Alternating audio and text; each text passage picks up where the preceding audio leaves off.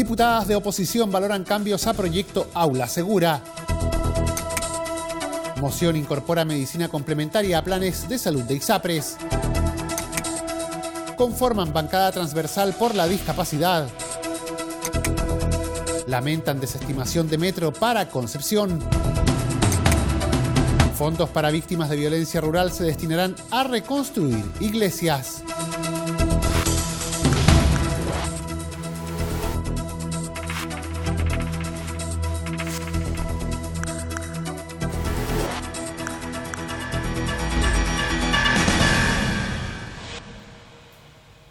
¿Cómo están? Los saludamos. Sean bienvenidos a una nueva edición de Frecuencia Legislativa. Como es habitual, nos reunimos en este horario para revisar las informaciones más relevantes de las últimas horas ocurridas en la Cámara de Diputados. Iniciamos hoy contándoles que luego de que el gobierno y senadores de la oposición alcanzaran un acuerdo que permitió aprobar y despachar a la Cámara el proyecto Aula Segura, las diputadas Camila Rojas, Cristina Girardi y Camila Vallejo, todas de la Comisión de Educación, valoraron los cambios al texto legal, pidieron mayor diálogo y anunciaron que van a revisar esta iniciativa.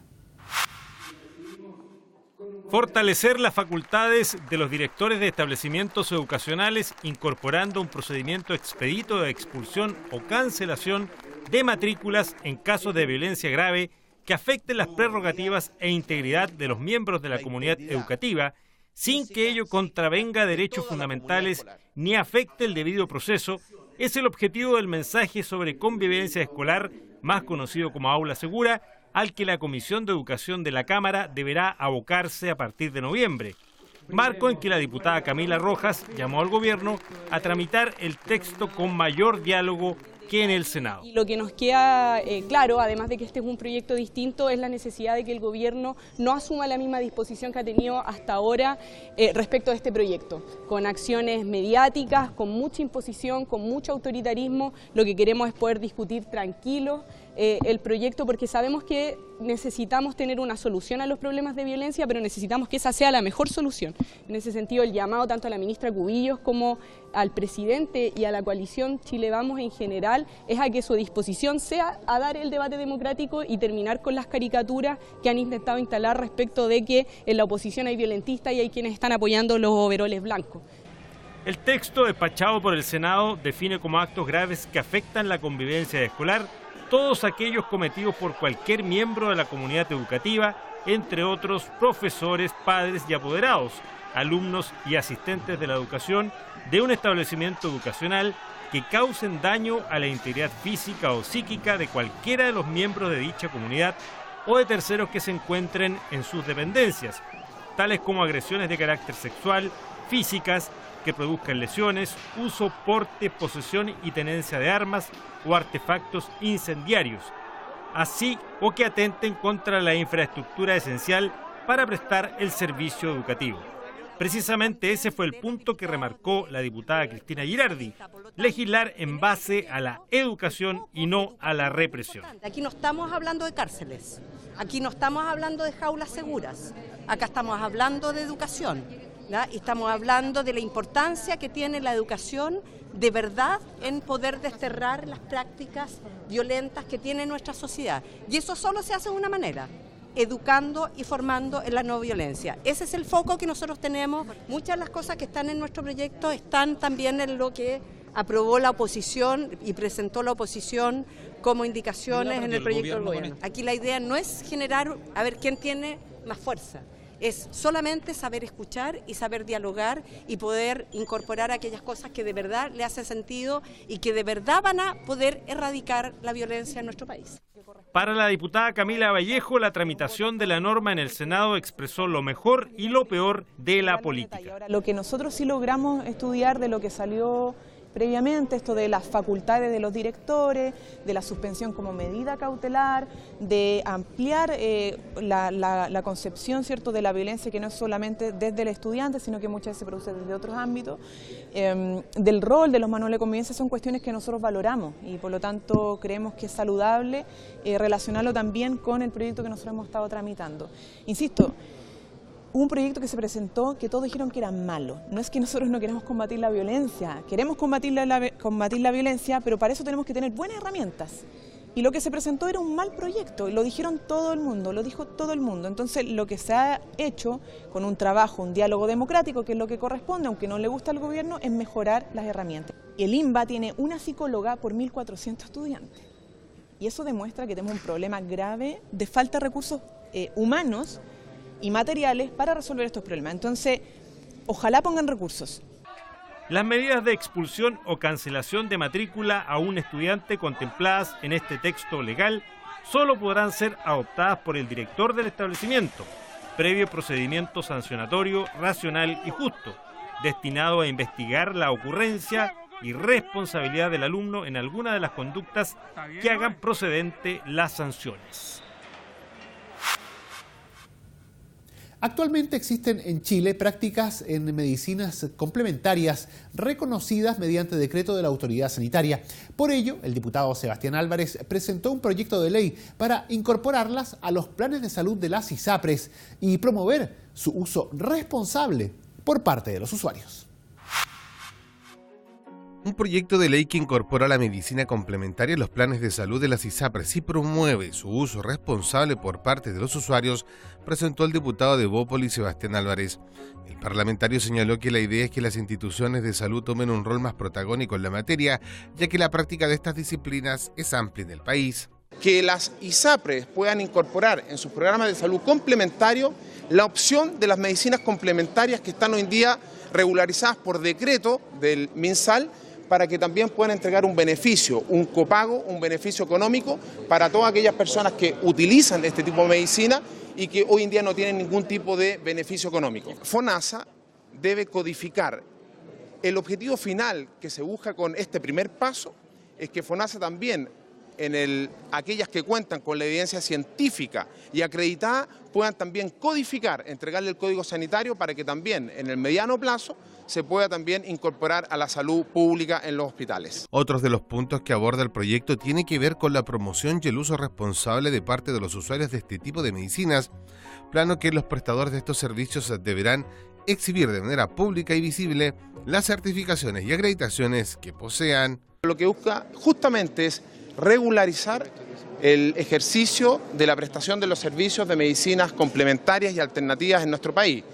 Queremos que todos los prestadores de estos servicios exhiban de manera pública y visible lo que son la certificación, la acreditación que les da precisamente para ejercer esta actividad, de manera de lograr mayor transparencia, que los usuarios sepan de buena fuente quién cuenta con acreditación y así evitar también lo que nosotros vemos en este tipo de tipos de medicina, que también hemos podido observar que existen personas que son charlatanes, que no tienen las acreditaciones respectivas y que hacen ejercicio y prestan estos servicios, por lo tanto entrega mayor transparencia. Actualmente en Chile existen prácticas en medicinas complementarias que se encuentran reconocidas mediante decreto de la autoridad sanitaria, lo que les permite desempeñarse como profesionales auxiliares de la salud. Sin embargo, no son incluidas en las instituciones de salud previsional.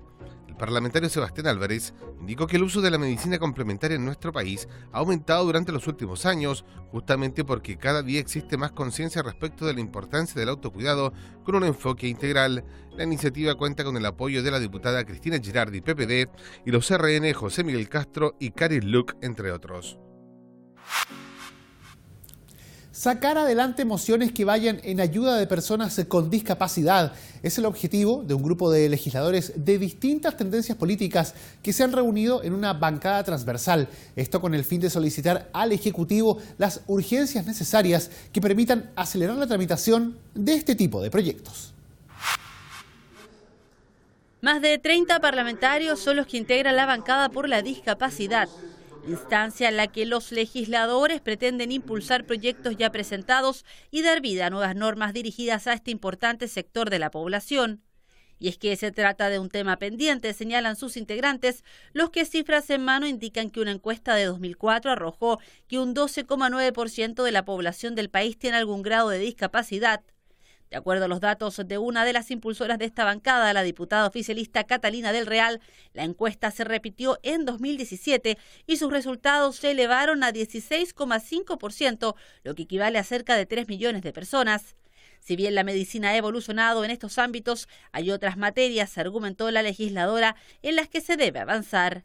Lo que no se hace cargo la medicina y lo que no se está haciendo cargo hoy día la sociedad es que en la mayoría de estos casos, por ejemplo, en los bebés recién nacidos, en los que vienen con algún grado de problema de oxígeno, en los adultos mayores que han tenido a lo mejor un infarto cerebral, quedan con algún grado de discapacidad y muchas veces quedan incluso con una discapacidad completa, lo que impacta profundamente en la familia y lo que está generando hoy día el tema de los cuidadores. Los cuidadores, que generalmente son mujeres en un 90%, que son familiares, madres o hijas de estas personas, tienen que cuidarlos, lo cual impacta profundamente en su vida familiar. Eso hace que no puedan trabajar y además se está desarrollando el síndrome del cuidador. El síndrome del cuidador es una enfermedad que no está tipificada, que en el fondo está generando depresiones, dolores y muchas cosas que hoy día tenemos que hacernos cargo. Desde la oposición, la diputada Loreto Carvajal recordó avances en materia de inclusión laboral, pero dijo que debe haber urgencias en estos ámbitos. Hablar solo de discapacidad una vez al año a propósito de la campaña de la Teletón es algo que no puede sostenerse. Las urgencias deben darse en todos los ámbitos, las políticas públicas, en el Congreso, por cierto, en la sociedad, en entender que debemos construir una sociedad con inclusión, integrándolos a todos, pero generando oportunidades diversas y a través de la ley. Esto debe hacerse regular. Si la eficacia que pueda tener esta comisión va a estar a prueba en el sentido de normar rápidamente, darle causa, no como hoy día ocurre, que están en la Comisión de Desarrollo Social muchos proyectos que tienen que ver con igualdad, inclusión. Y en ese sentido, nuestro compromiso parlamentario de hombres y mujeres transversalmente constituidos hoy día en esta bancada está hacia esa unidad de objetivo. Otro de los parlamentarios integrantes de la bancada por la discapacidad, Francisco Undurraga, destacó el compromiso por sacar adelante estos temas. Es una bancada que refleja el compromiso de esta Cámara de Diputados y de esta legislatura en favor de los discapacitados y sus familias, y en ese sentido tengan todos ustedes, los que nos están viendo y escuchando, la tranquilidad de que aquí hay un Parlamento inclusivo, un Parlamento que se preocupa transversalmente por el tema de la discapacidad. Instancia parlamentaria que con su conformación busca agilizar e impulsar medidas que permitan el óptimo desarrollo de personas con discapacidad, potenciando sus habilidades y su plena integración. El diputado por la región del Biobío, Jaime Toá, lamentó el anuncio de la ministra de Transportes, Gloria Hutt, quien no incluyó la construcción de una línea de metro para Concepción entre las prioridades de inversión para esa zona. El diputado por la región del Biobío, Jaime Toá, se mostró molesto con las declaraciones de la ministra de Transportes, Gloria Hutt, quien, consultada sobre las inversiones que hará el gobierno en esta región, descartó la construcción de un metro para Concepción. Creo que ha cometido un error de un centralismo exacerbado cuando ha dicho que el metro para Concepción no es una prioridad. Y yo le he contestado que sí, no es una prioridad en Santiago, pero sí es una gran prioridad en Concepción. Jaime Toá calificó como pésima esta decisión para la zona, pero anunció que seguirá luchando por concretar este deseo de la gran mayoría de los penquistas que piden tener un metro para la ciudad para evitar los mismos problemas de congestión que viven Santiago y Valparaíso. La ministra Hutt, junto con desestimar en el corto plazo materializar este proyecto, dijo que la Secretaría de Estado priorizaría la inversión de un puente ferroviario, como asimismo en la extensión, los cambios de trenes y soterramiento del biotren, además de fortalecer los servicios de transporte. Construcciones de 65 metros cuadrados con estructura de albañilería y mobiliario contempla el plan del gobierno para reponer las 42 iglesias, 30 católicas y 12 evangélicas quemadas desde 2015 en el sur del país. Los recursos provienen del presupuesto de 3.078 millones de pesos para víctimas de la violencia rural. El plan gubernamental considera un costo de 40 millones para reconstruir cada templo, incluyendo el mobiliario. Según detalló el pastor Matías Sangüesa, representante regional de la Oficina Nacional de Asuntos Religiosos, ONAR, entidad encargada de canalizar las solicitudes de reparación que se podrán presentar entre noviembre próximo y comienzos de 2019. Los diputados Eduardo Durán y Jorge Alessandri recordaron que el Estado siempre ha apoyado la reconstrucción de iglesias y templos. el Estado debe apoyar a las organizaciones diversas de la sociedad y en este caso a las iglesias que cumplen un rol tan importante como apoyar en la rehabilitación de personas marginadas de la sociedad, rehabilitación de alcohólicos, de drogadictos, personas que son privadas de libertad, de enfermos en los hospitales, etcétera, situación que también al Estado le beneficia con una disminución importante y ahorro de recursos para llevar a cabo esas materias que la Iglesia lo hace en forma extraordinaria. Y hay que clarificarlo como un hito, sin duda, puesto que en el terremoto que sufrió Chile no se vio este apoyo a las iglesias en este sentido, las que fueron destruidas, y ahora sí, con motivo de la violencia rural en la Araucanía, sí el Estado hace un gesto para reconstruir estos templos que son un aporte importante precisamente en esas comunidades. Son visitadas como monumentos históricos, son visitadas como museos de arte, son visitados como un aporte al urbanismo de la ciudad.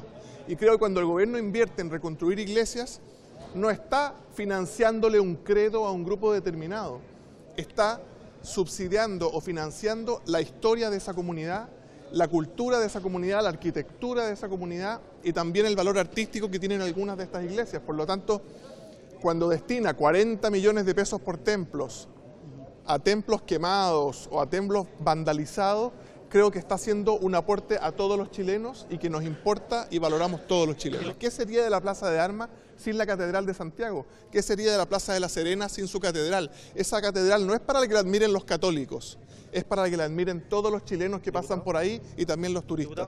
El obispo de Temuco, Héctor Vargas, calificó el plan que ya se había tratado de implementar por administraciones anteriores como una decisión de justicia para las comunidades rurales, la mayoría indígenas, que han sufrido la destrucción de sus lugares sagrados de culto.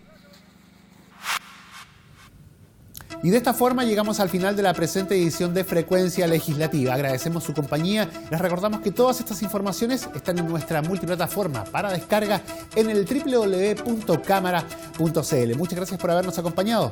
Siga junto a Cámara de Diputados Televisión.